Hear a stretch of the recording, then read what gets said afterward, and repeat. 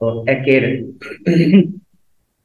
গতে যেটা বলছে যে এইখানে আমরা দেখতেছি এ একটা চার্জ, এ চার্জটা হচ্ছে 40 কুলম্ব, আর বি তে কিছু চার্জ আছে যেটা 20 কুলম্ব, এবং এখানে সি একটা বিন্দু দেখা যাইতেছে।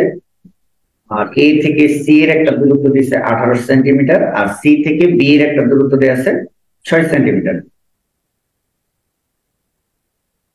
তো বলছে যে এ এবং বি চার্জ দুটিকে বায়ু মাধ্যমে স্থাপন করা হয়েছে। বায়ু মাধ্যম বলতে শূন্য মাধ্যম বোঝানো হয়েছে। চার্জ দ্বয়ের মধ্যবর্তী ক্রিয়াশীল বলের মাধ্যম।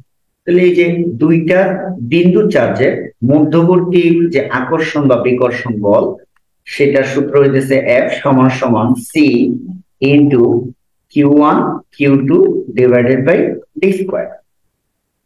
তাহলে এফ সমান সমান সি, যেটা কুলম্বের ধ্রুবক, শূন্য মাধ্যম বা বায়ু মাধ্যমে এই মানটা হইতেছে 9 ইন্টু 10⁹9 ইন্টু কিউ ওয়ান হইতেছে প্রথমটার চার্জ। আমরা যদি এখানে মানগুলা লিখি যে Q1 সমান সমান কত ধরবো আর Q2 সমান সমান কত ধরবো। তো Q1 সমান সমান হইতেছে এই বিন্দুর চার্জটা ধরি, এই বিন্দুর চার্জটা হইতেছে 40 কুলম্ব। তাহলে এটা হইতেছে প্রথমটার চার্জ 40 কুলম্ব গুণ Q2। Q2 এর মান বি বিন্দুতে যে চার্জটা আছে সেটা হচ্ছে 20 কুলম্ব, তাহলে 20।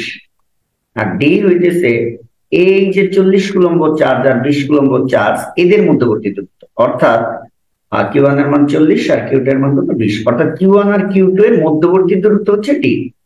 তো একদম এইখান থেকে সি পর্যন্ত 18 সেন্টিমিটার আর সি থেকে বি পর্যন্ত 6, তাহলে দুটা যদি যোগ করি তাহলে হয় 24 সেন্টিমিটার।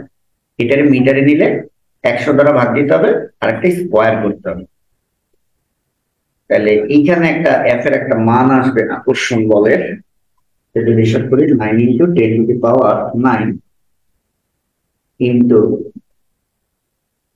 উপরে হচ্ছে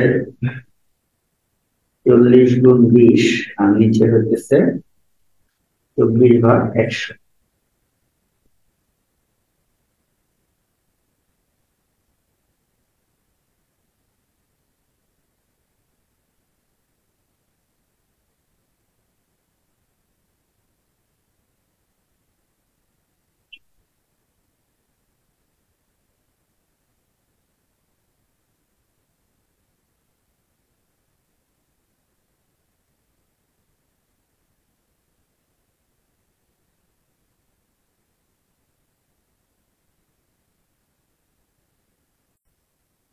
তাহলে অ্যান্সার হচ্ছে গুণফলটা আসে 1.25 ইন্টু 10⁻14 নিউটন অ্যান্সার।